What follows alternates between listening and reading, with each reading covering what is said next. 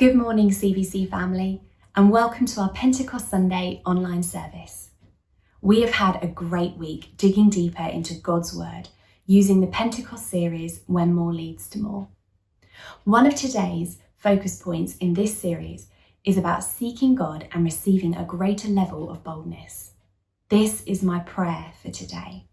Holy Spirit, move in us, your people, right where we are. Help each one of us to pray bold and brave prayers that are in line with what you are saying. Help us to totally trust you. Help us to expect to see miracles, signs, and wonders in these days. May the history of your outpourings of the Holy Spirit and the testimonies of your constant faithfulness stir in us great faith that we will see even more of your goodness today. In Psalm 27 verse 13 it says, "Yet I am confident, I will see the Lord's goodness while I am here in the land of the living." Now let's take some time to worship, to sing and declare who God is. Let's remind ourselves that He is good and that He is able.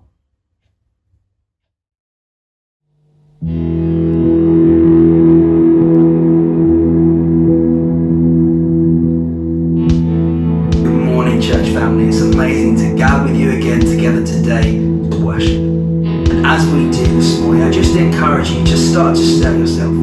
Even now as the band are playing, before we've been launched into a song, I'd encourage you just to allow the Holy Spirit within you to stir that fresh song of praise to our Heavenly Father, that fresh declaration of adoration to Him this morning. He is good, He is worthy, and today as we celebrate Pentecost Sunday, as we celebrate this day when the Holy Spirit was poured out on all believers, a day that we still live in the good of today, let's allow the Holy Spirit to stir in us today, fresh passion.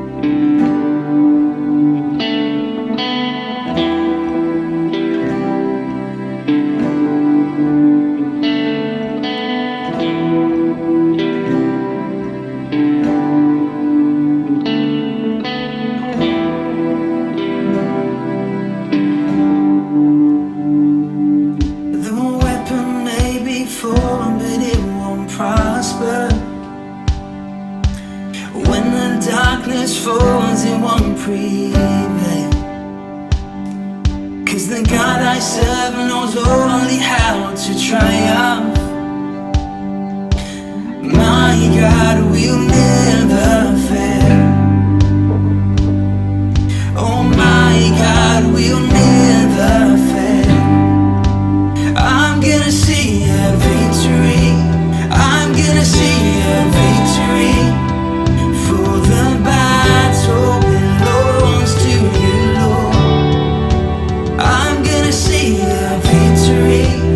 I'm gonna see a victory. For the battle belongs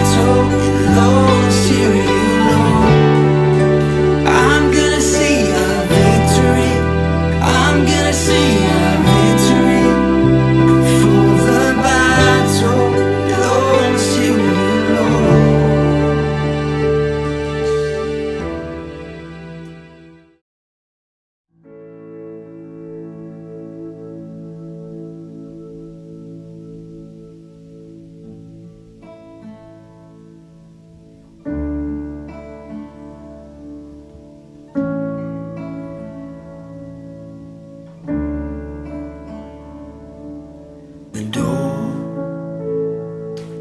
of heaven stands wide open. The Spirit of the Lord says, come. Your voice resounds like thunder.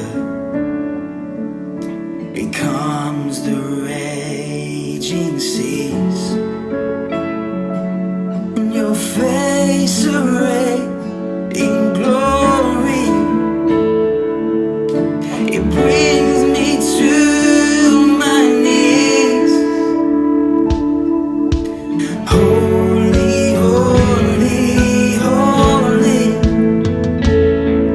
is the Lord God Almighty. Holy, holy, holy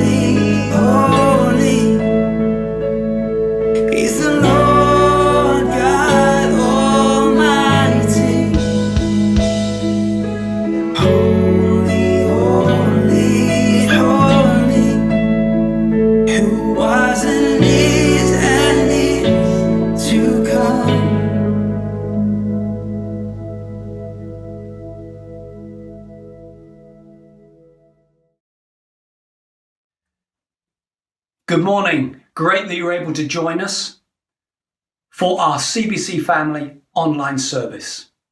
This Sunday is Pentecost Sunday, and I want to speak a little bit what it was like on that first Pentecost Sunday for those early disciples, and what it means for you and I today to experience the baptism of Holy Spirit. In John 7, Jesus gives a promise of living water. Let's read that together. John 7, reading from verse 37. On the last day, the climax of the festival, Jesus stood and shouted to the crowds, "Anyone who is thirsty may come to me. Anyone who believes in me may come and drink. For the scriptures declare, rivers of living water will flow from his heart." When he said this, living water, he was speaking of the Spirit who would be given to everyone believing in him. But the Spirit had not yet been given because Jesus had not yet entered into his glory. And this is it. It's a promise that introduces us to the original purpose for humanity, where people are able to carry the fullness of God on the earth. As we see in Ephesians chapter 3, 16 to 20. And this is only possible through God's love and the baptism of his Spirit, Holy Spirit. Let's look at Ephesians 3, 16. I have spent a lot of time in these verses, particularly again over this lockdown period, allowing God to refresh me, allowing my spirit to grow in intimacy in who he is and who he's made me to be. It says, Paul writing to the church at Ephesus, reading from verse 16, I pray that from his glorious unlimited resources, he will empower you with inner strength through his Spirit. Then Christ will make his home in your hearts as you trust in him. Your roots will grow down deep into God's love and keep you strong. And may you have the power to understand, as all God's people should, how wide, how long, how high, and how deep is his love. May you experience the love of Christ, though it is too great to fully understand. Then you will be made complete with all the fullness of life and power that comes from God. Now all glory to God, who is able, through his mighty power at work within us, to accomplish infinitely more than we might ask or think. Glory to him. We see in Acts chapter 1, Jesus appeared on many occasions after his resurrection. In fact, it was around 500 people we read in 1 Corinthians 15 verse 6, and including the 11 disciples. The 11 disciples had already received the Holy Spirit. We see in John chapter 20 verse 22. But they were still commanded to stay in Jerusalem for what the Father had promised. A prayer meeting was formed. After 10 days, there were 120 followers of Jesus left. Let's pick up a little bit more in Acts chapter 1 together. Reading from verse 3 of chapter 1 of Acts. During the 40 days after his crucifixion, he appeared to the apostles from time to time, and he proved to them in many ways that he was actually alive. And he talked to them about the kingdom of God. Once, when he was eating with them, he commanded them, "Do not leave Jerusalem until the Father sends you the gift he promised. As I told you before, John baptized with water, but in just a few days you will be baptized with the Holy Spirit." And then we see the ascension of Jesus. And there was a question in verse 6. about, is this the time? Is this the time that you're going to restore your kingdom and free Israel? And Jesus replied in verse 7, the Father alone has the authority to set those dates and times, and they are not for you to know. But you will receive power when the Holy Spirit comes upon you. And you will be my witnesses, telling people about me everywhere, in Jerusalem, throughout Judea, in Samaria, and to the ends of the earth. After saying this, he was taken up into a cloud while they were watching. And then the day of Pentecost comes. And on that day, the baptism in the Holy Spirit was given without measure. This baptism in the Holy Spirit is called the Father's promise. The Father, the one who only gives good gifts, has given us this gift. All life flows from him. He is the one who is the orchestrator and conductor of life. And he has given a promise. And we see this come to being in Acts chapter 2. Suddenly there came from heaven a noise like a violent rushing wind. And it filled the whole house where they were sitting. We read that in Acts 2:22. Interesting to note, it says this in verse 1 of Acts 2. On the day of Pentecost, all the believers were meeting together in one place. Then suddenly a sound from heaven came. It sounded like a mighty roaring wind. In verse 3, then what looked like flames or tongues of fire appeared and settled on each of them. And everyone present was filled with the Holy Spirit and began speaking in other languages as the Holy Spirit gave them this ability. I think this is quite remarkable that we read in verse 5 that at that time there were devout Jews from every nation living in Jerusalem.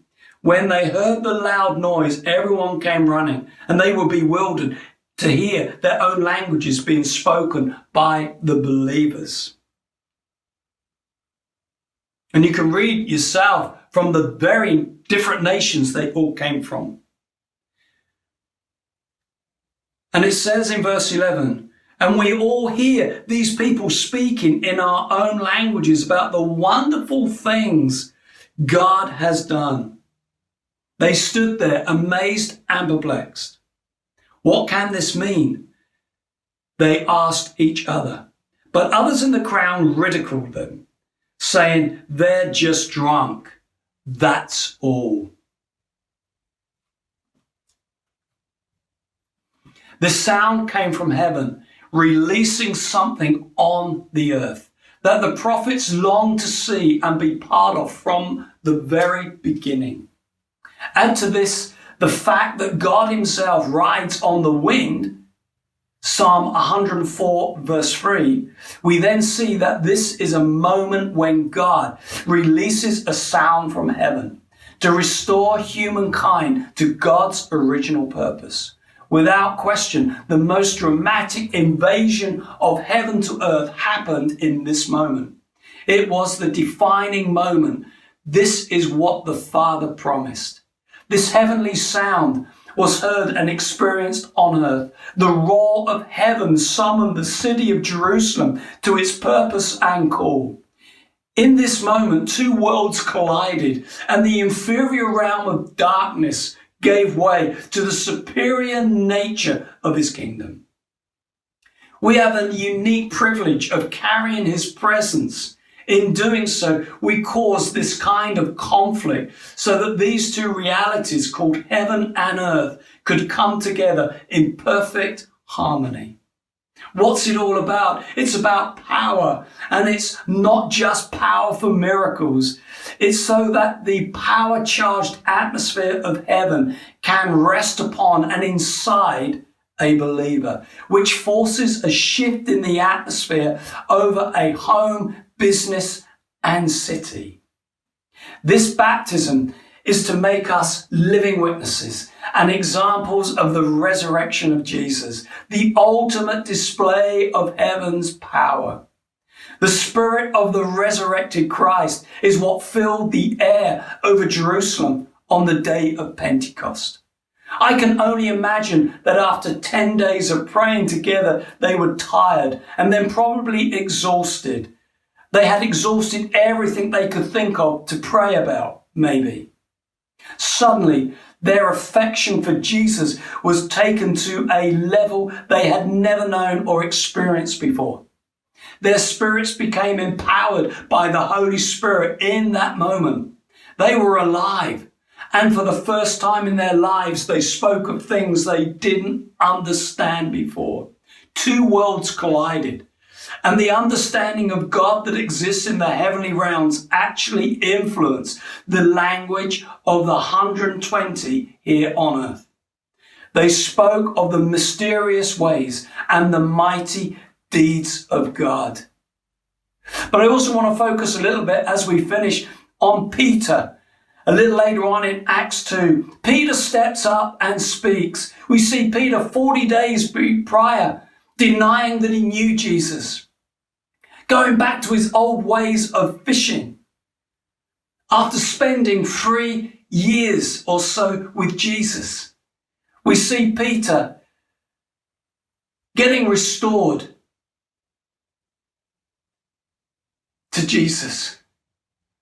But the key thing is, the Holy Spirit came and gave Peter a boldness to live like he had never lived before for his master, for his Savior, Jesus.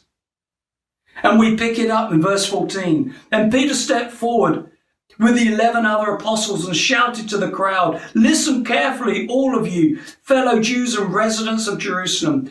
Make no mistake about this. These people are not drunk, as some of you are assuming." Then he goes on to say, "No, what you see was predicted long ago by the prophet Joel." And then he goes on to say, "But everyone who calls on the name of the Lord will be saved." People of Israel, listen. God publicly endorsed Jesus the Nazarene by doing powerful miracles, wonders and signs through him, as you well know. But God knew what would happen, and his prearranged plan was carried out when Jesus was betrayed, died on the cross, and rose again victorious. And then the appeal, where we see hundreds come into the kingdom. This appeal that enabled people's hearts to open to the things of God. Peter spoke in the power of the Holy Spirit. He began to live in the power of the Holy Spirit, like we see the rest of the disciples living. I pray this Sunday you and I will experience a baptism in the Holy Spirit, maybe for the first time, or maybe an infilling, so that you can live a bold and courageous life. And we see at the back end of Acts 2 how the believers formed a community, how they lived together in the power of the Holy Spirit. Wherever you are watching, I want to pray for you. If you are not a believer, I pray that you today will know the love of the Father, have a revelation of the love the Father has for you, and you too will acknowledge Jesus Christ as Lord. And if you're a believer, I pray for the baptism of the Holy Spirit, whether it's for the first time or an infilling of the Holy Spirit. I would encourage you right in your room to stand, to sit, to kneel, because I believe across the world today, God is pouring out his Spirit in full measure so that you and I can live as true ambassadors of the King here on earth. Let me pray for you. Father, I want to thank you for everyone tuned in to this online service. Father, I want to pray heavens open, and I pray for a fresh infilling of you, Holy Spirit, into the lives of the believers And Father, I want to pray that the non-believers would come to know you as Lord and Saviour. I pray that today will be a defining day, that you too will know him and you too will be filled with the power of the Holy Spirit. In Jesus' name, God bless you. Morning. I'd just like to share a few thoughts with you before we take bread and wine together shortly. I don't know about you, but during this lockdown period, I've just really realised how important some things are to me. And one of those things actually is sitting around the table eating with people. Just that time just to sit and to chat and just to share life with people. And when you look at the scripture, it's not really that surprising because the scripture is full of times when people come together to eat. Jesus often ate and drank with people, so much so that in Matthew 11:18 we read that the religious people of the day said of Jesus, "Here is a glutton and a drunkard, a friend of tax collectors and sinners." Jesus ate and drank, shared life with people who were on the edge, people who weren't acceptable to the religious leaders. N.T. Wright captured something of the value and importance of eating together when he wrote this. When Jesus himself wanted to explain to his disciples what his forthcoming death was all about, he didn't give them a theory. He gave them a meal. I just love that. Jesus sat with his disciples and using everyday food and drink, he spoke to them about what was soon to happen.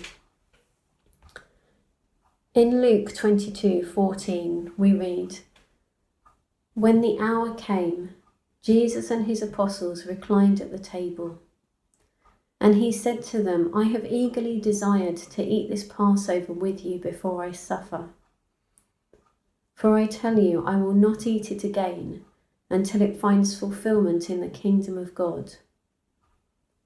After taking the cup, he gave thanks and said, "Take this and divide it among you.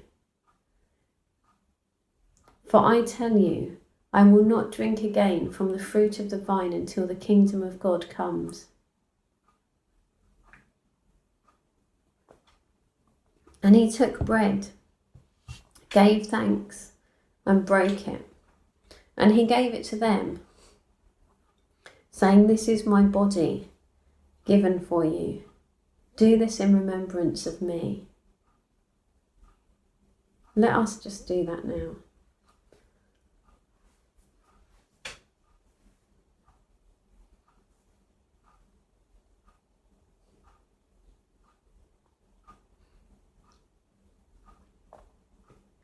And in the same way, after supper, he took the cup, saying, "This cup is the new covenant in my blood, which is poured out for you." Jesus gave so much. We have so much to be grateful for. I just want to leave you with these verses from Acts 2, as after all, today is Pentecost Sunday. After Holy Spirit had been poured out and Peter had shared with all of those listening the good news of the kingdom, he'd shared with them about the death and the resurrection of Jesus. Many people believed and were baptized.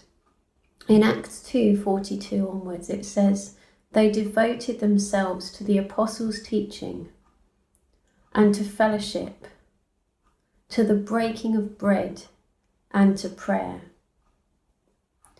Everyone was filled with awe at the many wonders and signs performed by the apostles. All the believers were together and had everything in common. They sold property and possessions to give to anyone who had need. Every day they continued to meet together in the temple courts.